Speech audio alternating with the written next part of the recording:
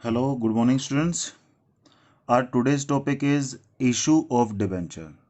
We are going to start a new topic today, issue of debenture. First, we will understand the meaning and concept of issue of debenture. Okay, so I'm starting with an example. Okay, so let this is a company. ये क्या है बेटा? एक company है. ये एक company है. ठीक है. कंपनी को क्या चाहिए? फंड. कंपनी को क्या चाहिए? फंड चाहिए. यानी कंपनी को पैसे चाहिए अपने डे टू डे एक्टिविटीज़ को करने के लिए. ठीक है. पैसों की बहुत शॉर्टेज है. या फिर अपने बिजनेस को एक्सपेंड करने के लिए क्या चाहिए? पैसे चाहिए. या फिर कंपनी को न्यू मशीनरीज खरीदने के लिए क्या चाहिए? पैसे चाहिए. अब कंपनी के पास कई ऑप्शन है. देयर में be 2 or 3 option with the company. First one is company can get funds by issue of shares. Okay, by issue of shares or by taking bank loan. है ना. कंपनी को जो fund है वो share issue करके भी मिल सकते हैं. कंपनी फंड जो है यानी कि पैसे जो अरेंज कर सकती है वो बैंक से लोन लेके भी कर सकती है. ठीक है. लेकिन क्या कंपनी शेयर इशू करना चाहती है? ये भी एक प्रॉब्लम है ना. कंपनी कहती है कि भाई अगर हम शेयर इशू करते हैं, कंपनी क्या कहती है कि अगर हम शेयर इशू करते हैं तो हमारी कंपनी के वो क्या बन जाएंगे? Share holder. और कंपनी के रियल ओनर बन जाएंगे और सारी जिंदगी हमें उन्हें प्रॉफिट देना पड़ेगा. अगर हम शेयर इशू करते हैं और पैसे वहां से अरेंज करते हैं तो हमारा क्या होगा? हम सारी जिंदगी के लिए उनको क्या बना लेंगे? अपने शेयर होल्डर. और शेयर होल्डर बन जाएंगे तो वो हमेशा के लिए हमारे क्या बन जाएंगे? Real owner. और सारी जिंदगी उन्हें क्या देना पड़ेगा? हमें प्रॉफिट. ओके. तो कंपनी नहीं चाहती, यानी कि इशू शेयर्स कंपनी नहीं करना चाहती. ओके. अब दूसरा ऑप्शन कंपनी के पास है बैंक लोन का. दूसरा ऑप्शन कंपनी के पास क्या है? बैंक लोन का. कंपनी बैंक से लोन भी नहीं लेना चाहती. क्यों नहीं लेना चाहती? क्योंकि बैंक से अगर कंपनी लोन लेगी तो बैंक की टर्म्स के अकॉर्डिंग लेगी. यानी कि जो बैंक डिसाइड करेगा इंटरेस्ट, उस पे इंटरेस्ट के हिसाब देगी. जो बैंक क्या करेगा? रीपेमेंट के टर्म्स इशू करेगा, उसी के बेस पे हमें रीपेमेंट करना पड़ेगा. ठीक है. और जरूरी नहीं है कंपनी को बैंक लोन दे ही दे. हो सकता है कंपनी की रेपुटेशन इतनी अच्छी नहीं है कि जितना बैंक से कंपनी लोन लेना चाह रही है कि वो लोन मिल ही जाए. है ना. तो बैंक लोन लेने के ऑप्शन भी कंपनी ने क्या कर दिए हैं? खत्म कर दिए, क्लोज कर दिए कि भाई हम बैंक लोन भी नहीं लेना चाहते. कंपनी पैसा भी चाहती है और अपनी शर्तों पे भी चाहती है. कंपनी क्या कहती है कि हमें पैसा भी लेना है और अपनी शर्तों पे भी लेना है. ये भी हमें डिसाइड करेंगे क्या रेट ऑफ इंटरेस्ट देंगे और ये भी हमें डिसाइड करेंगे कब उसका पैसा वापस करेंगे. है ना. तो अब कंपनी क्या चाहती है? पैसे. लेकिन ये ऑप्शन भी कंपनी ने नहीं लिया, ये ऑप्शन भी कंपनी ने नहीं लिया. तो अब कंपनी चाहती क्या है? कंपनी चाहती है पब्लिक से पैसा लेना और अपनी शर्तों पे लेना. तो कंपनी ने एक थर्ड ऑप्शन चूज किया है. थर्ड ऑप्शन क्या चूज किया बेटा? डिबेंचर्स. अब ये डिबेंचर क्या है ये देखते हैं. अब कंपनी ने क्या चूज किया है? डिबेंचर. अब ये डिबेंचर क्या है? डिबेंचर क्या है? कंपनी पैसा लेना चाहती है. किससे लेना चाहती है? पब्लिक से. अपनी शर्तों पे लेना चाहती है. ठीक है. अब ये कैसे होगा? ये भी कॉन्सेप्ट हम समझ लेते हैं अच्छे से. ठीक है. लेट ये हमारी कंपनी है. ये क्या है? हमारी कंपनी है. कॉन्सेप्ट समझ लो बेटा. कॉन्सेप्ट सबसे इंपॉर्टेंट है. जब हम किसी चीज का कॉन्सेप्ट समझ जाते हैं तो सबसे ज्यादा दिन तक वो हमें याद रहता है ना. ये कंपनी है. यहां पर हमारी क्या है? ये पब्लिक है. लेट ये क्या है? पब्लिक है. ठीक है. जिससे कंपनी क्या लेना चाहती है बेटा? पैसे लेना चाहती है ना. कंपनी क्या लेना चाहती है? पैसे लेना चाहती है अपनी शर्तों पे. है ना.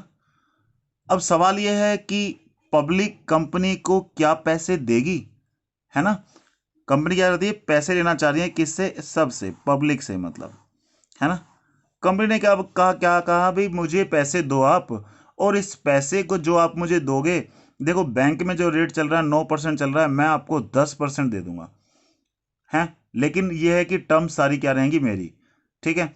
मैं जब 5 साल 6 साल 7 साल जो भी डिसाइड करूंगा उसके अकॉर्डिंग पैसे वापस करूंगा, रीपेमेंट ऑफ टर्म्स हमारी ये होंगी। तो पब्लिक को अगर ये कंपनी ठीक लगती है तो पब्लिक इस कंपनी को लोन देगी एक तरह से, यानी कि पैसे दे रही है, ठीक है। लेट इस बंदे ने कंपनी को कितने 1 लाख रुपए दिए, तो कंपनी क्या कहेगी कि ठीक है भैया आपने मुझे 1 लाख रुपए दे दिए, मैं आपको इंटरेस्ट देता रहूंगा और इतने दिन के बाद आपके पैसे मिल जाएंगे, जाओ। तो क्या ये पर्सन सेटिस्फाई हो पाएगा इस बात से, ये क्या कहेगा, अरे कुछ तो प्रूफ दो कि मैंने आपको 1 लाख रुपए दिए हैं, कल को आप मुकर गए तो, कल को आप ये मुझे देख के कहने लगे कि भाई तुम कौन हो, मैं तो नहीं जानता तुम्हें, तो क्या होगा, है ना। तो कंपनी को अब जो पर्सन जो भी पैसे कंपनी को दे रहे हैं उसकी एक्नॉलेजमेंट के लिए कंपनी को कुछ ना कुछ सबूत तो उनको देना ही पड़ेगा, कि कल को वो आएंगे और वो पेपर दिखाएंगे और जिसमें लिखा होगा कि रियली में इस पर्सन ने इस कंपनी को इतने पैसे दिए हैं, है ना बेटा। तो एक कागज पे हम ये सारी की सारी टर्म्स लिख देते हैं, है ना। तो वो कागज कौन सा है, ठीक है, उस कागज को हम क्या बोलते हैं बेटा, डिबेंचर। यानी कि जिस पेपर पर कंपनी ये सारी बातें लिख देती है, क्या लिख देती है, कितना अमाउंट हम आपसे ले रहे हैं, है ना, टर्म्स क्या है, कितने दिन के बाद पैसे देंगे, ठीक है, रेट ऑफ इंटरेस्ट क्या होगा, ठीक है, वो सब कुछ सारी टर्म्स लिखेंगे हम, कितना पैसा ले रहे हैं, आपको कितने साल के बाद पैसा देंगे, कितने कितने गैप में पैसा दे सकते हैं, कितने कितने महीने के बाद इंटरेस्ट मिलेगा, वगैरह वगैरह, ये सब कुछ कर देंगे। और कंपनी अपनी यहाँ पर एक स्टील सील लगा देगी, क्या लगा देगी, कॉमन सील, यानी कि कंपनी को जो रजिस्ट्रार से एक स्टैंप मिलती है, उस स्टैंप को करके अपने सिग्नेचर करके जो भी ऑथराइज पर्सन होगा, ये एक पेपर एज एन एविडेंस या एक्नॉलेजमेंट ऑफ डेट, या क्या हो जाएगा बेटा, acknowledgement of debt. Acknowledgement of debt क्या होता है कि यस तुमने इस कंपनी को इतने पैसे दे रखे हैं और कंपनी ने ये प्रॉमिस किया है कि इतने साल के बाद आपके पैसे मिलेंगे, इतने इंटरेस्ट आपको मिलता रहेगा, इतने इतने टाइम के बाद इंटरेस्ट रहेगा, यानी कि all the terms and conditions are to be return in this paper and this paper is called debenture. इस पेपर को बेटा हम क्या बोलेंगे, डिबेंचर बोलेंगे, ओके। तो ये डिबेंचर हम किसको दे देंगे, पेपर, इन पब्लिक को, जिनसे हमने जितने जितने पैसे लिए हैं उतने उतने पैसों का ये एक पेपर बना के हम उनको दे देंगे, ठीक है। तो ये समझ में आया बेटा, ये क्या है, डिबेंचर। डिबेंचर क्या है, एक्नॉलेजमेंट ऑफ डेट।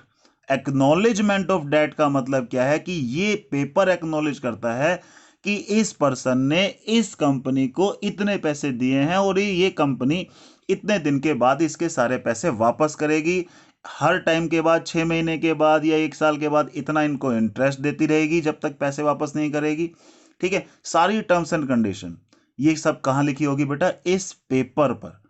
तो ये पेपर हमारे लिए क्या होगा, this paper is called debenture, okay.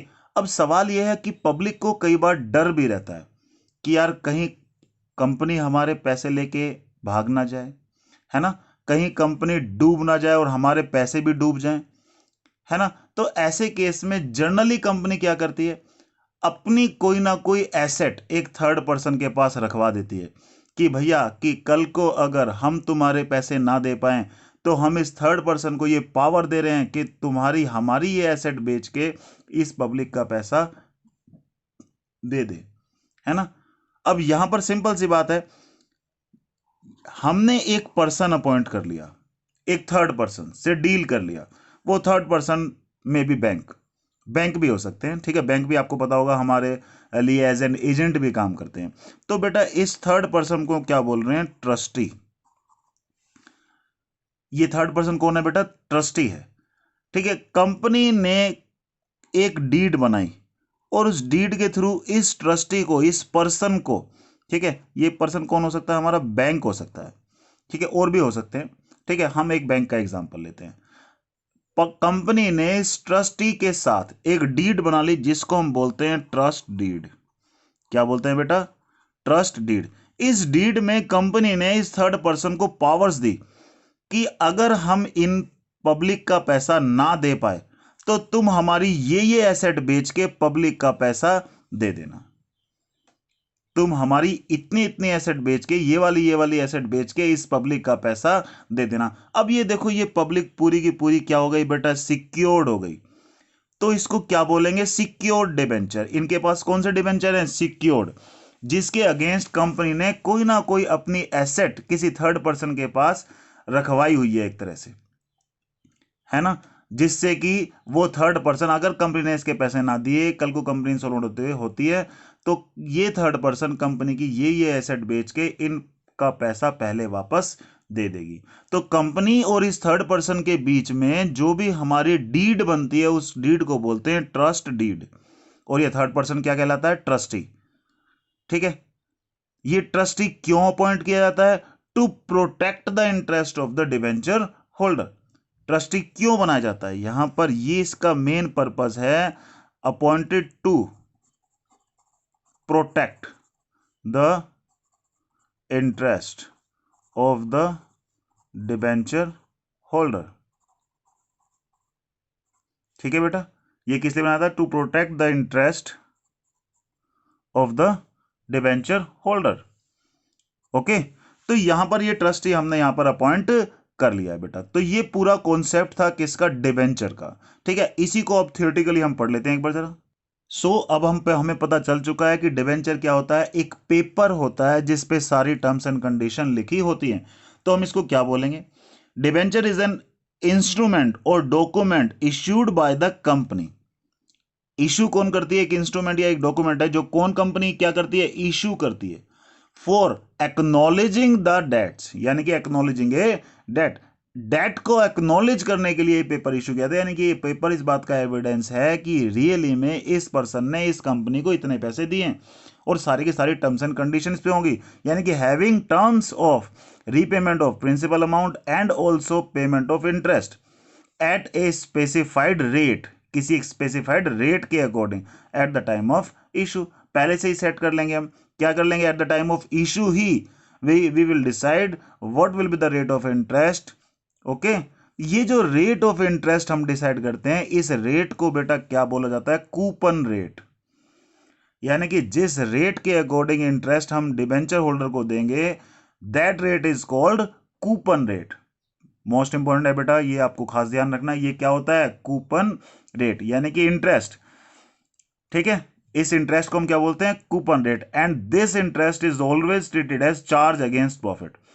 This interest is always treated as charge against profit. And what is the meaning of charge against profit? Charge against profit means क्या है हमारे लिए? कि we have to pay interest fully, either we are having loss और profit. Okay, चाहे company को profit हो चाहे कंपनी को लॉस हो, हमें ये इंटरेस्ट डिबेंचर्स पर देना ही पड़ता है।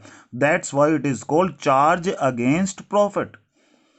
ओके बेटा, first one is what is the meaning of debenture? Debenture is an instrument और document issued by the company, ठीक है, फॉर एक्नॉलेजिंग द डेट्स, ठीक है, having terms of repayment of principal and also payment of interest at a specified rate at the time of issue. ठीक है, तो ये तो क्या हुआ? डिबेंचर। अब इसकी कुछ मेन टर्म समझाने के लिए मैंने क्या बताया? इंटरेस्ट क्या होता है? इंटरेस्ट को क्या बोलते हैं? Coupon rate. ठीक है, और this interest is treated as charge against profit. Definition is also सिर्फ ये है, definition is only of 3 points. ठीक है, ये this is the explanation of these 3 points. Okay, तो यहां पर ये जो रेट ऑफ इंटरेस्ट है इसको हम क्या बोलेंगे? Coupon rate. And this interest is called charge against profit. Okay बेटा, तो ये मैंने क्या बताया? इंस्ट्रूमेंट और डॉक्यूमेंट। ये कैसा होता है बेटा? रिटर्न फॉर्म में, रिटर्न डॉक्यूमेंट होता है। ठीक है बेटा, और जिसको हम क्या बोल सकते हैं? सर्टिफिकेट एक तरह का।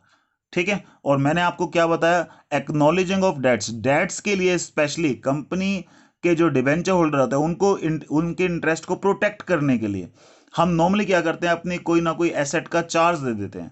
ठीक है, वेदर कॉन्स्टिट्यूटेड ए चार्ज और on asset of the company और नॉट। देखो कंपनी ने अगर कोई चार्ज रखा हुआ है, यानी कि अपनी कोई एसेट भी एज ए गिरवी रखी हुई है, या अपनी एसेट को कोई चार्ज दिया हुआ है कि कल को हम तुम्हारे पैसे ना दे पाए तो ये एसेट बेच के अपने पैसे रिकवर कर लेना, तो अगर तो वो चार्ज है तो उसको क्या बोलेंगे, सिक्योर्ड डिबेंचर। चार्ज नहीं भी हो सकता, जरूरी नहीं है कि चार्ज होगा ही ऑलवेज। कंपनी की रेपुटेशन अच्छी है तो कंपनी विदाउट चार्ज भी डिबेंचर इशू करती है, ठीक है। तो ऐसे केस में ये क्या होता है, डिबेंचर कैन भी सिक्योर्ड भी हो सकते हैं और अनसिक्योर्ड भी हो सकते हैं। सिक्योर्ड कब होते हैं, जब उनके अगेंस्ट कोई ना कोई चार्ज होता है, और अनसिक्योर्ड कब मानते हैं, जब उनके अगेंस्ट कोई भी चार्ज नहीं होता। Unsecured debenture normally reputed company ही इशू करती है, और रेप्यूटेड कंपनी के ही डिवेंचर नॉर्मली पब्लिक लेती है।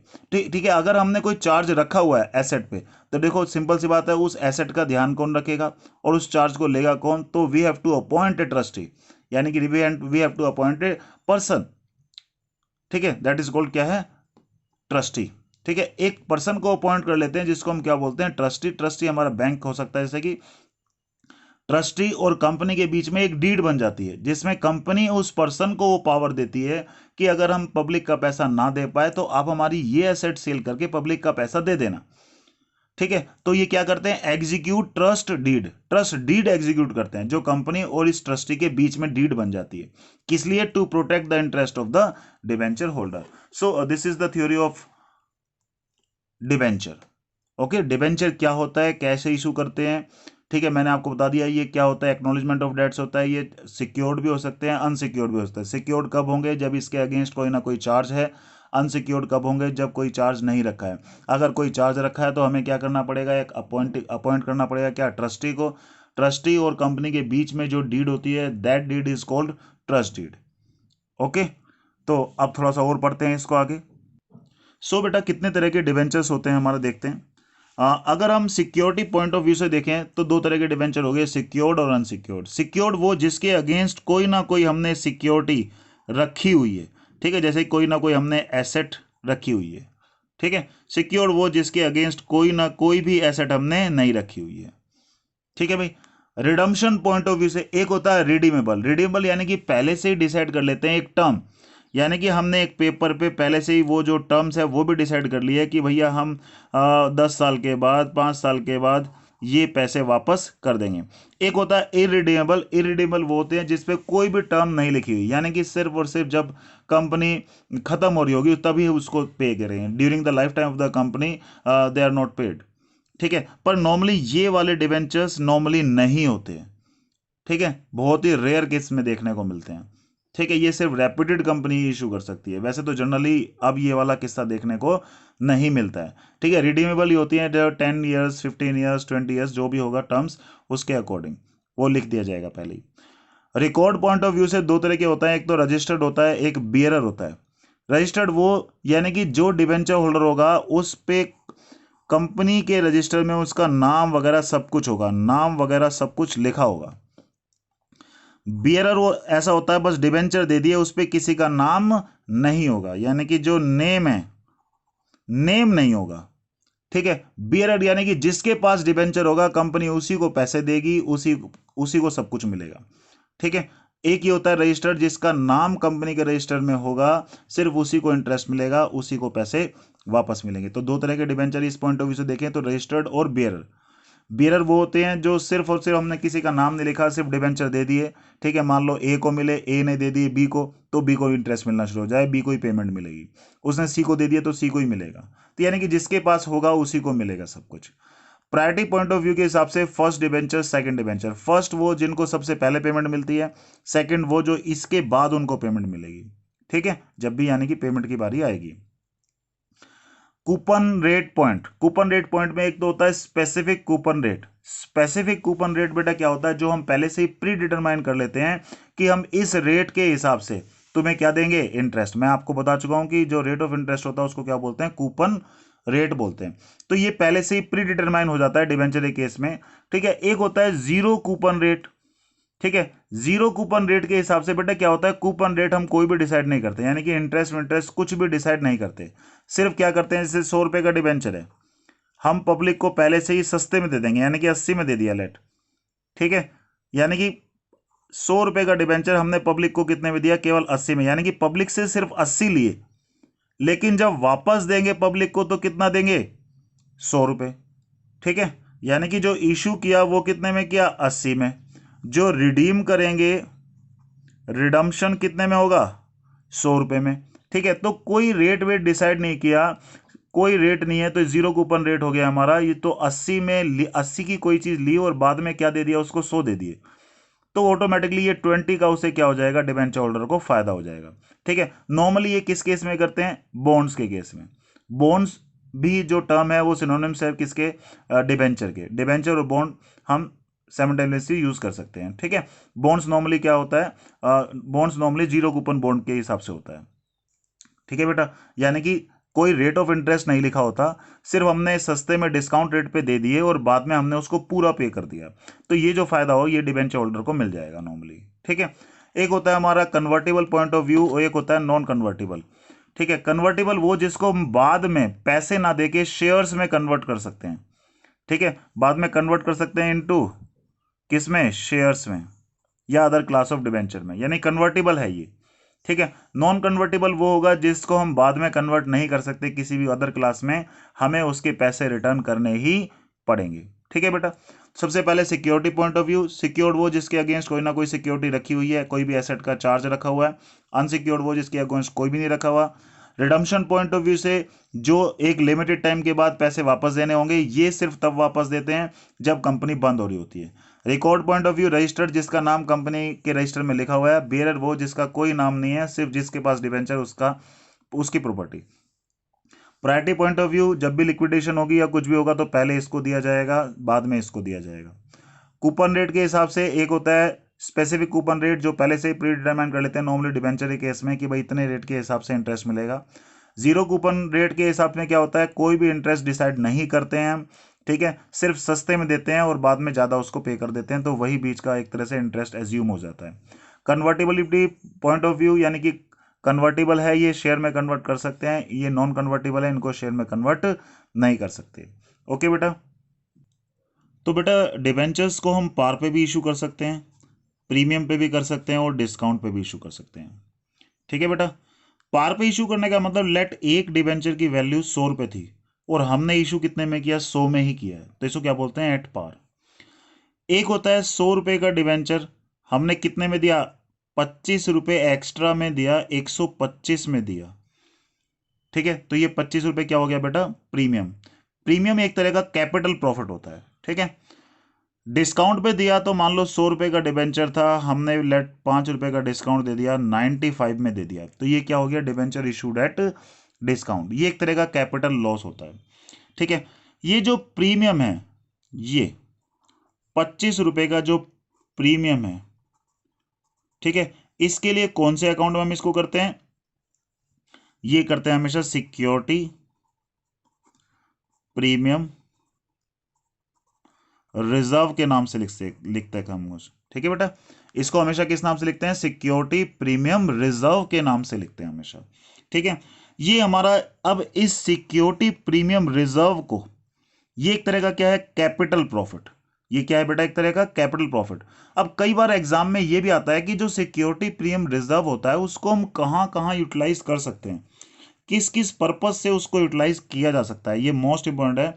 तो हमारा क्या हुआ, कंपनीज एक्ट 2013 में, यानी कि कंपनीज एक्ट 2013 में सेक्शन कौन सी है हमारी,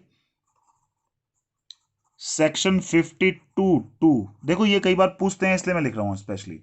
सेक्शन 52(2) में ये लिखा है कि सिक्योरिटी प्रीमियम रिजर्व को कहां कहां यूज कर सकते हैं।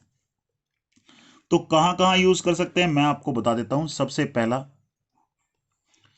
किस लिए, हमारा फॉर इशूइंग, क्या हमारे लिए fully paid bonus shares, bonus shares, for issuing fully paid bonus share, यानी कि हम सिक्योरिटी प्रीमियम रिजर्व, यानी कि जो रिजर्व हमारे पास पड़ा हुआ है, इससे एज ए बोनस दे सकते हैं शेयर्स। यानी कि इस प्रीमियम को रिजर्व यूज करके हम बोनस शेयर दे सकते हैं। मान लो हमें शेयर देना है 1 लाख रुपए के, 1 लाख रुपए का प्रीमियम पड़ा है, तो इस प्रीमियम से 1 लाख रुपए का फंड अपने पास रख के अब सीधा हम क्या करेंगे, शेयर इशू कर देंगे। यानी कि शेयर होल्डर से हम पैसे नहीं लेंगे, इस रिजर्व से फिल कर देंगे इसको। ठीक है। दूसरा हमारा एग्जाम में बहुत बार आता है कि how we can use security premium reserve. फिर है हमारा फॉर राइटिंग ऑफ, क्या हमारा for writing off preliminary expenses, expenses को भी राइट ऑफ करने के लिए, यानी कंपनी जब शेयर इशू करती है तो प्रोस्पेक्टस में खर्चा हो रहा है, एडवर्टाइजमेंट में, या जहां भी जो इनिशियल जो खर्चे होते हैं उसको क्या बोलते हैं, प्रिलिमिनरी एक्सपेंसेस। इस प्रिलिमिनरी एक्सपेंस के लॉस को भी राइट ऑफ करने के लिए हम क्या कर सकते हैं, सिक्योरिटी प्रीमियम रिजर्व का यूज कर सकते हैं बेटा। और कहां इसको यूज कर सकते हैं ये भी देख लेते हैं बेटा। मोस्ट इंपॉर्टेंट क्वेश्चन है कि सेक्शन 52(2) के according how we can use security premium reserve amount. ठीक है, तो थर्ड पॉइंट है हमारा फॉर राइटिंग ऑफ, ठीक है, क्या है हमारा, एक्सपेंसेस ऑफ, एक्सपेंसेस करते हैं, और कमीशन, शुरुआत में शेयर वगैरह इशू करवाने पे जो कमीशन वगैरह पेड करना पड़ता है इनिशियली, वो कमीशन पेड, या डिस्काउंट अलाउड, ठीक है, ऑन डिवेंचर, डिवेंचर पे जो डिस्काउंट अलाउ करते हैं वो भी हमारे लिए कैपिटल लॉस है, तो कैपिटल प्रॉफिट से उसको सेट ऑफ किया जा सकता है। ओके, नेक्स्ट है हमारा 4 पॉइंट फॉर प्रोवाइडिंग, ठीक है, सिक्योरिटी प्रीमियम रिजर्व हमारे लिए क्या है, फायदा है। कई बार हमें प्रीमियम पे रिडीम करने पड़ते हैं, यानी कि लिए 100 देना 125 है, ठीक है, रिडम्पशन पे अगर प्रीमियम होगा, ठीक है, तो भी उसको प्रीमियम को राइट ऑफ करने के लिए कर सकते हैं यूज इसको, for providing premium payable on redemption of या तो प्रेफरेंस शेयर या डिबेंचर। ठीक है, इसको राइट ऑफ करने के लिए भी हम क्या कर सकते हैं, ये यूज कर सकते हैं। ठीक है, तो ये हमारे कुछ 4 मैंने आपको बता दिए कहां कहां इसको यूज कर सकते हैं। अब डिस्काउंट है, डिस्काउंट एक तरह का बेटा क्या होता है, loss.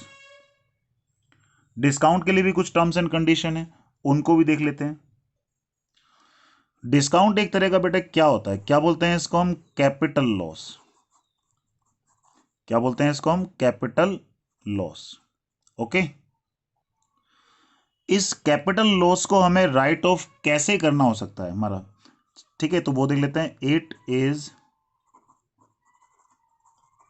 Return of either first, या तो सिक्योरिटी प्रीमियम रिजर्व से इसको राइट ऑफ किया जा सकता है। मैंने क्या बताया बेटा, ये कैपिटल प्रॉफिट होता है, ये कैपिटल लॉस है, तो कैपिटल लॉस को राइट ऑफ करने के लिए सबसे पहले कैपिटल प्रॉफिट को ही यूज करेंगे। फिर हमारा जो डिस्काउंट है एक तरह का लॉस है ना हमारे लिए, उसको अपनी बुक से हटाना है, हटाने को क्या बोलते हैं, रिटर्न ऑफ। तो सिक्योरिटी प्रीमियम रिजर्व को यूज करके इसको हटा सकते हैं, या फिर अगर सिक्योरिटी प्रीमियम रिजर्व नहीं है तो उसके बाद हम यूज कर सकते हैं statement of profit and loss account का बैलेंस, यानी कि जो हमारे प्रॉफिट एंड लॉस में पड़ा हुआ है उससे भी इसको क्या कर सकते हैं बेटा, राइट ऑफ कर सकते हैं हम हमेशा। ठीक है, एक और चीज इंपॉर्टेंट, अगर मान लो कोई राइट ऑफ नहीं हुआ है अभी तक तो उसको कहां शो करेंगे, ठीक है, तो disclosure of unamortized, unamortized discount on issue of debenture, यानी कि उसको कैसे डिस्क्लोज करेंगे, जो राइट ऑफ नहीं हो पाया, मान लो प्रीमियम भी नहीं है प्रॉफिट भी नहीं है अभी, तो राइट ऑफ नहीं हो पाया, ठीक है, तो अब उसको क्या करेंगे, ठीक है, तो जो अगले 12 महीने के अंदर अंदर हम राइट ऑफ करने वाले हैं उसको तो डाल देते हैं कहां पर, अदर करंट एसेट्स में। ठीक है, यानी कि जो विद इन 12 मंथ्स हम राइट ऑफ करेंगे, ठीक है, जो सोचा हुआ है कि विद इन 12 मंथ उसको राइट ऑफ करेंगे, उसको तो डालते हैं हम अदर करंट एसेट में। ठीक है, जो हमारा आफ्टर 12 मंथ है उसके भी बाद राइट ऑफ करने वाले हैं, ठीक है, जितना पार्ट, उस पार्ट को हम कहां ट्रांसफर करते हैं, अदर नॉन करंट एसेट्स में। कहाँ ट्रांसफर करते हैं बेटा? अदर नॉन करंट एसेट में। ये सिर्फ समझने के लिए है कि जो अनडिस्क्लोज यानी कि जो अनअमोर्टाइज्ड है, अमोर्टाइज मतलब जिसको राइट ऑफ नहीं हुआ है, उस discount on issue of debenture को क्या करेंगे। देखो अभी डिस्काउंट अमोर्टाइज नहीं हुआ तो डेफिनेटली अगले साल होगा, कुछ उससे अगले साल होगा, तो जो अगले साल होगा उसको अदर करंट एसेट की हेडिंग में रखेंगे, जो उससे भी अगले साल होगा उसको कहाँ रखेंगे हम, उसको रखेंगे अदर नॉन करंट एसेट की हेडिंग में। तो ये था हमारा पूरा का पूरा डिवेंचर का किस्सा। डिवेंचर को हम प्रीमियम पे भी कर सकते हैं, पार पे भी कर सकते हैं, डिस्काउंट पे भी कर सकते हैं, ठीक है। तो और कौन कौन से टाइप हो सकते हैं वो सब हमने आज डिस्कस कर लिए हैं। रिमेनिंग पार्ट हम उसको नेक्स्ट वीडियो में डिस्कस करेंगे, जिसमें मैं आपको अकाउंटिंग ट्रीटमेंट भी बताऊंगा और कुछ नए नए कॉन्सेप्ट भी बताऊंगा। ओके बेटा, तो अभी आप सिर्फ इतना कीजिए और फिर नेक्स्ट वीडियो में हम इसका आगे का पार्ट, उसकी अकाउंटिंग ट्रीटमेंट को भी देखेंगे। ओके बेटा, हैव ए गुड डे।